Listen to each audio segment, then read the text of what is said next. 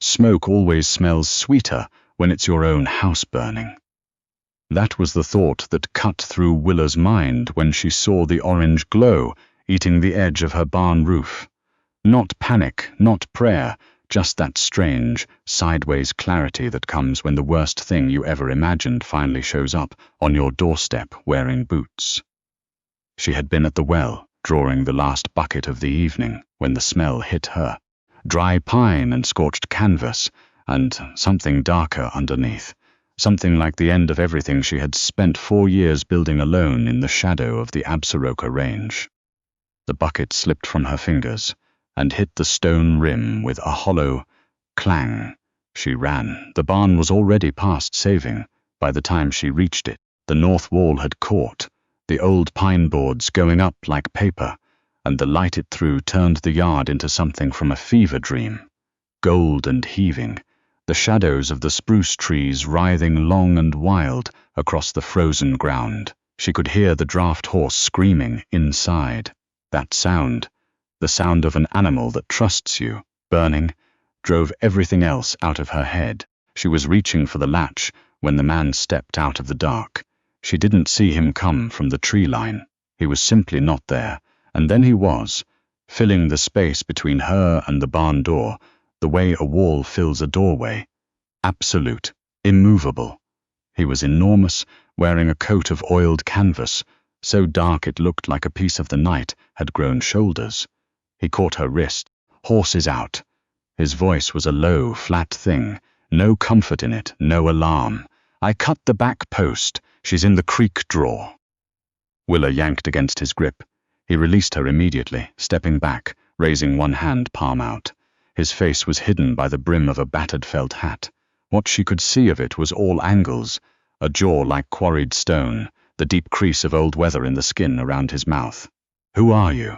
she demanded. The heat from the barn was pressing against her back, now fierce and intimate. "Crane's men set it." He said it the way a man says the weather has turned. Plain fact, no apology. 2 of them. Came down the south trail an hour ago. She went very still. Crane name sat in the center of her chest like a coal pulled straight from the fire. Theodore Crane, the man who had sent 3 letters to her door over the past 6 months, each one written in the careful, bloodless language of legal pressure, each one saying the same thing, dressed in different clothes, sell the water rights or face the consequence. She had used the 3rd letter to start her stove. "Where are they now?" she asked. The man glanced back toward the dark tree line. "Gone. I encouraged them." Willa stared at him. "You encouraged them. The taller one will ride straight for a while, before he feels comfortable, sitting down again." His tone didn't change. "Neither of them will be back tonight."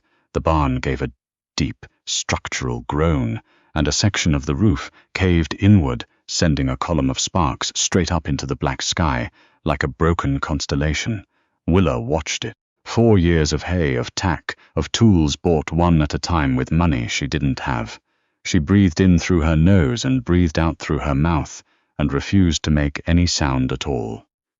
"You're on my land?" she said finally, not turning around. "Yes, I didn't give you leave to be here." "No." A pause. "Your well rope is fraying at the draw end. Another week and it'll snap on you." She turned and looked at him fully. He was still standing with that same unsettling stillness, hands loose at his sides, watching the fire the way you watch something that no longer concerns you. Up close, she could see the scar that bisected his left eyebrow and continued down toward the cheekbone. Old, healed white, the kind of mark that takes years to fade that far. "What do you want?" she asked. He looked at her then. His eyes, in the firelight, were the color of creek water over flat granite. Gray shot through with something darker. He didn't answer right away. He just looked at her with an expression that wasn't pity and wasn't admiration and wasn't anything she had a clean word for.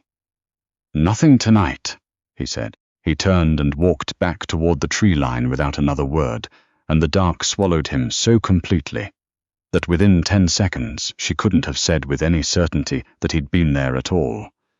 Her horse was in the creek drawer, exactly where he said, standing in 6 inches of freezing water, trembling violently but whole. His name was Aldous.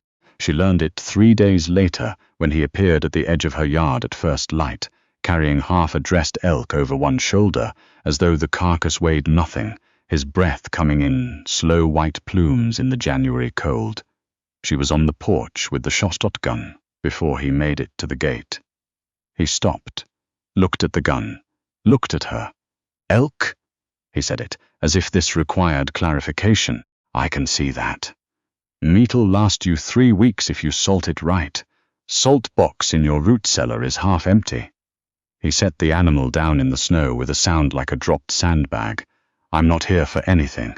I'll split it for you and leave." Willa kept the shotgun up. She studied him in the growing light, the breadth of his shoulders, the careful, deliberate way he moved, like a man who had learned long ago that his size frightened people and had made his peace with moving slowly around it.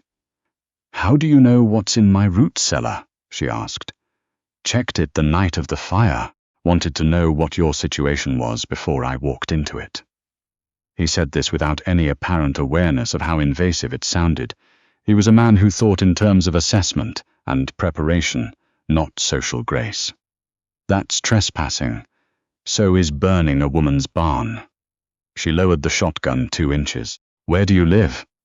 He lifted his chin slightly toward the high ridge to the northwest, where the Absarokas turned into something genuinely savage, all sheer granite faces and timber so dense the afternoon light never reached the ground. "Up," he said. "Up," she repeated. "Had a camp up there 6 years. I come down when I need to." He looked at the elk. "Or when I hear something that needs addressing." Willa set the butt of the shotgun on the porch rail and folded her arms over her chest against the cold. "Why?" she asked. "Why address anything? You don't know me." He was quiet for a moment. The wind came down off the ridge and moved through the dead grass at the edge of the yard with a long, dry hiss. "I watched Crane's men ride through this valley 4 times last fall," he said. "I watched them tear down the fence posts of the Hensley claim. I watched them run the Alderman family off their water in October." His voice was low and entirely without heat, which somehow made it worse than anger would have been. "I watched because it wasn't my business." He looked at her. "Then I watched them light your barn." The silence between them was the kind that has weight. "Come split the elk then," Willa said. "I'll put coffee on." He ate 2 cups of coffee and half a pan of cornbread at her table and said less than 40 words the entire time. He didn't look around the cabin with curiosity or appraisal the way men usually did when they sat in a woman's space. He just sat and ate and occasionally looked out the single window at the tree line like a man who could never fully stop watching the perimeter. When he finished, he stacked his dishes at the edge of the table and stood up. "Crane will send more," he said. "He won't come himself, he never does." "I know. You've got 1 rifle and a shotgun." "The shotgun's pattern is off. The front bead is bent." Willa looked up from the stove. "I noticed." Something shifted almost imperceptibly around his eyes. "You shoot straight with the rifle." "Straight enough." He nodded once, pulled on his coat, and walked out. She stood at the window and watched him disappear into the spruce, and she didn't examine too closely the specific quality of the quiet he left behind, which was different from the quiet she'd had before he came. He came back the following morning, and the morning after that. He didn't ask. He simply arrived, took stock of what needed doing, and did it, methodically, without commentary, without expectation. He rebuilt the east wall of the barn with timber he dragged down from the ridge himself. He reset the well rope. He found where the creek was running shallow above the intake and cleared the ice dam that was starving her stock tank. He slept in the barn. She didn't offer, and he didn't ask. She found the canvas bedroll laid out on the cleanest patch of straw, folded neat as a military bunk each morning before she came out to feed. They developed a language that was mostly silence. She left the coffee on the hook over the fire when she heard his boots on the porch. He left split kindling stacked to the exact height she could reach without straining. She knew he had noticed her, favoring her left shoulder. She'd torn something. The previous summer, hauling a waterlogged post, because he stopped stacking the wood above chest height, without a word ever being said about it. On the fourth night, the temperature dropped past anything reasonable. She could hear the green wood in the stove popping and shrieking with the cold. She was lying in her cot staring at the underside of the roof boards when she heard him come in from the barn. The door opened and closed with barely a sound, the rustle of him settling near the stove. Then nothing. "You don't have to sleep in the barn," she said to the dark. A long silence. Then, "I know. 14 below is not a barn temperature. I've been in worse." She turned over, pulling the quilt up. "There's a cot near the partition. Take it or don't." He took it. She heard the low creak of the frame settling under him, and then nothing at all. His breathing was so slow, and even it took her 10 minutes to be sure he'd actually fallen asleep.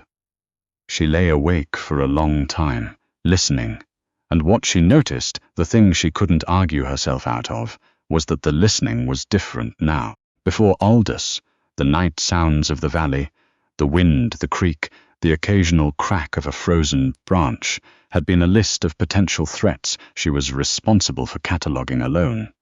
Now they were just sounds.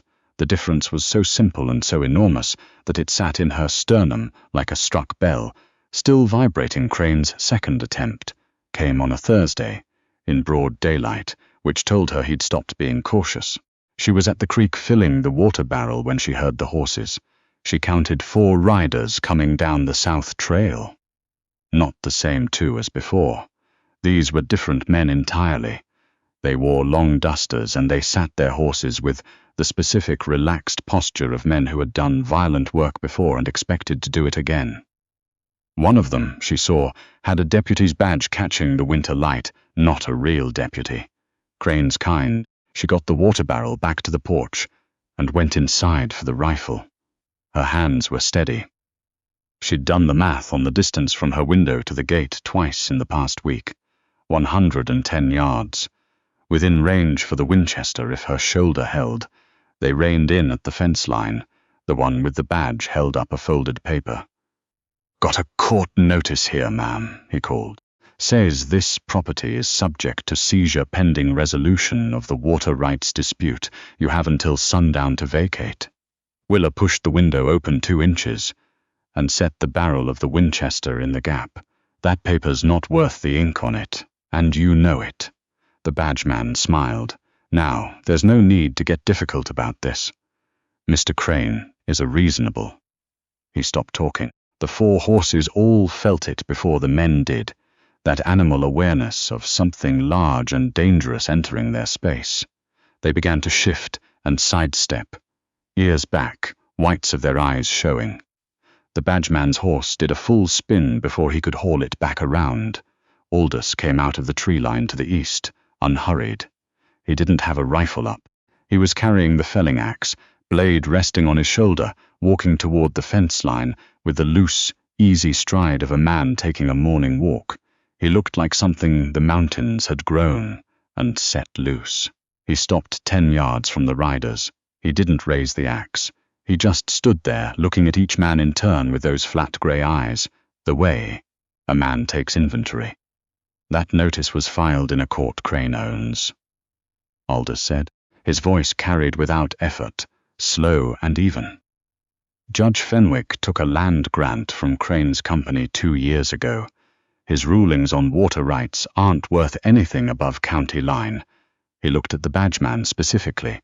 "You can check that, or you can ride back and tell Crane you checked." The badgeman's horse wouldn't stop moving. The man's knuckles were white on the reins. "You threatening officers of—" "I'm stating facts," Aldous said. "Here's another one. The woman in that window shoots better than you might expect, and I have no schedule today." The silence was absolute. Even the wind seemed to hold. The badgeman looked at the axe. He looked at the window. He looked at the man standing between him and the cabin, like a feature of the terrain. "Move on," one of the other riders said quietly to the badgeman. It wasn't a question. They turned their horses and rode back the way they came. Aldous watched them go until they disappeared around the bend in the south trail. Then he turned and walked back toward the barn without looking at the cabin. Willa lowered the rifle. Her shoulder was screaming. She became aware, slowly, that she had been holding her breath. She went to the door and opened it. "You need that shoulder looked at," he said, without turning. He was at the barn, pulling the door open. "It's fine." He looked at her over his shoulder. His expression said clearly that he knew she was lying and had decided not to press it. "I'll make a poultice tonight. Comfrey and pine resin. Old trapper remedy. Does it work?" "Well enough." He went inside the barn. Willa stood in the doorway for a moment, the cold air on her face, her heart still beating faster than it should. She looked at the empty south trail. She looked at the tracks the horses had left, turning around in the mud. 4 men. Gone. She went back inside and put the rifle away. That night, after she'd washed the supper dishes, and he'd applied the poultice to her shoulder with those large, careful hands, moving with such deliberate gentleness that she had to look at the wall to keep her expression neutral, she asked him the thing she'd been not asking for 2 weeks. "Why are you still here?" He was cleaning the hunting knife on a leather strop, slow, methodical strokes. He didn't answer immediately, and she had learned by now that with Aldous, silence wasn't avoidance. It was him taking the question seriously. "I had a dog," he said finally, "up on the ridge. Old hound, half blind. I found him 4 winters ago with a broken leg, brought him back to camp. He kept working the blade. He died last October, just went to sleep and didn't wake up." Willa waited. 6 years on that ridge, Aldous said. "I know every stone of it, every draw, every water source, every good position for the winter." He set the knife down and looked at his hands. They were the hands of a man who had done hard, specific work for a very long time, scarred across the knuckles, deeply lined, permanently darkened by weather and labor. Dog died, and I realized I hadn't spoken out loud in 11 days. Not a word, not even to myself. He looked up at her. "I came down because I was tired of the sound the wind makes when there's nothing else." The lamp oil was burning low, turning the light amber and soft. Outside, the creek moved under its skin of ice. "I'm not easy to be around," Willa said. "No," he said it without judgment, the same tone he used for the frost is coming early, or the back fence post needs setting. "Just true. I don't trust easily. Shouldn't. I'll probably point a gun at you again at some point." The corner of his mouth moved.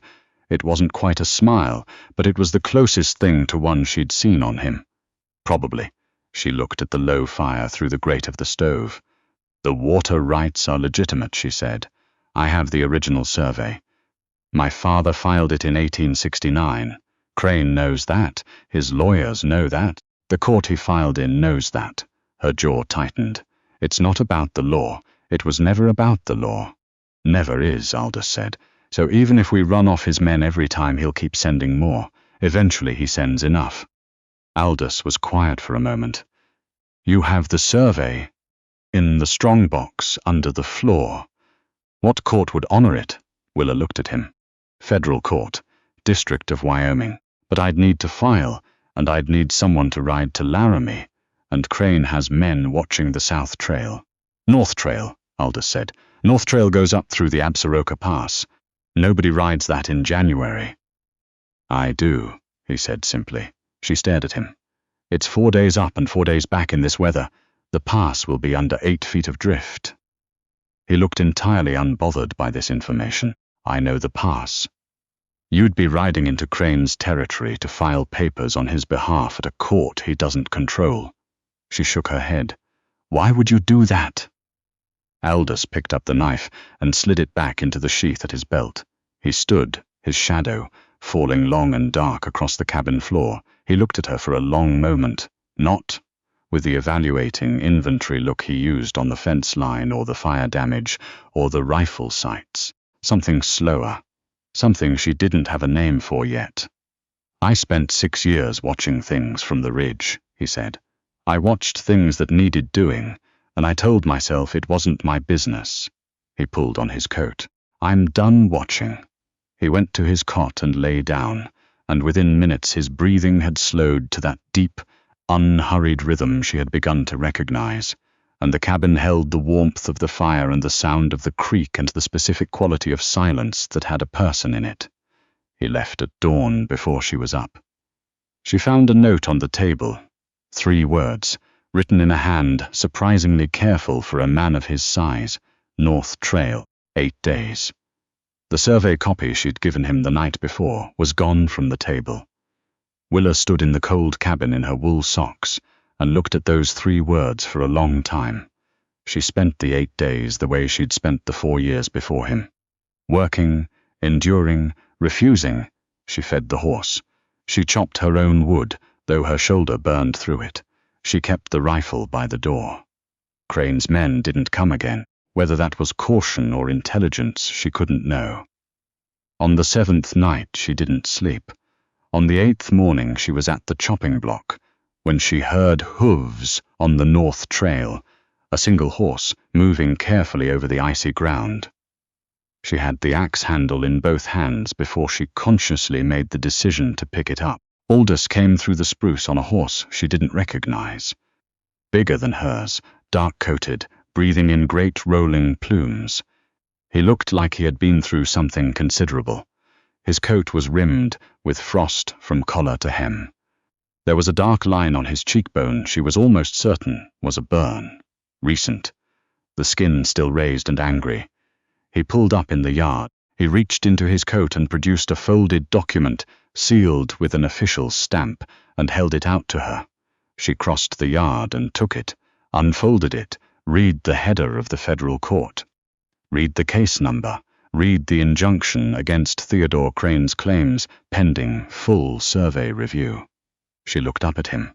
There was a fire on the mountain pass, he said by way of explanation for his face. You went around the Absaroka pass in January. West Ridge, it took an extra day.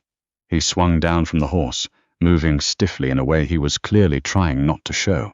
Court clerk in Laramie was helpful once she understood the situation. The district judge had been watching Crane's filings. He was ready to move. Willa looked down at the document again. The words blurred slightly and she blinked them clear. 4 years. 4 years of fighting this alone, and he had done it in 8 days in the dead of winter. You're hurt, she said. The burn is minor. The horse threw a shoe on the last descent. I walked the last 4 miles. He said this the way he said everything. Plain fact, no drama, no expectation of response. Come inside, she said. The horse needs. I'll see to the horse. Come inside. He didn't argue. She had noticed that he never argued when she gave a direct order. Some fine-tuned sense of when a woman means what she says. He went up the porch steps and pushed the door open, ducking his head under the lintel. She settled the horse, broke ice from the water trough, forked fresh hay into the stall. Her hands moved through the familiar motions, and her mind moved through something that had no motion to it at all, just a still, deep recognition, like finding solid ground after a long time in water you couldn't touch the bottom of. When she came inside, he was sitting at the table with his coat off, examining the burn on his cheek in the small looking-glass she kept on the shelf. He was completely matter-of-fact about it, moving the glass around to see the angle, poking at the edge of the wound with one blunt finger, making a quiet sound of assessment. She took the glass from him, set it down, and looked at the burn properly. It was bad enough, not as bad as it could have been.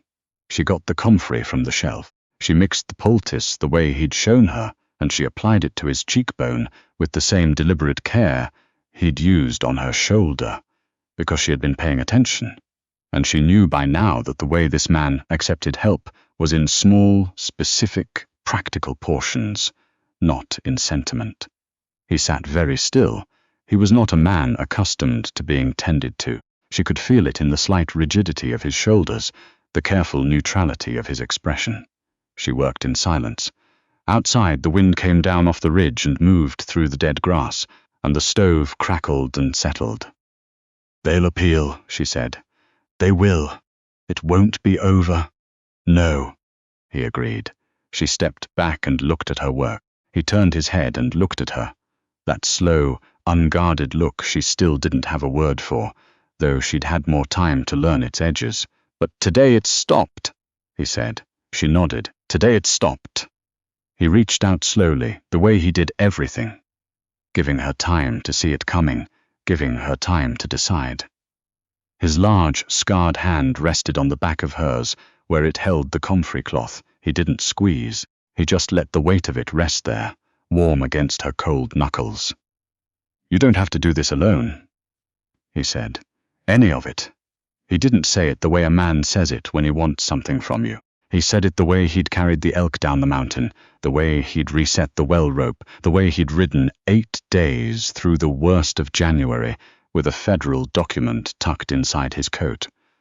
Plain and practical and permanent, as though it were simply the most reasonable arrangement 2 people in this country could make. Willa looked at his hand on hers. She looked at the document on the table. She looked at the fire. She turned her hand over, slowly, and laced her fingers through his. I know, she said. Outside, the wind moved through the Absaroka spruce, a sound like breathing, like the mountain settling into something easier. The lamp burned low and steady, and in the cabin her father had built on land her father had filed for, and she had bled for, and refused to give up. The quiet was finally completely different. Not empty. Not a threat. Not a list of things she was responsible for surviving alone, just the sound of 2 people in the same room, watching the same fire, with no intention of going anywhere.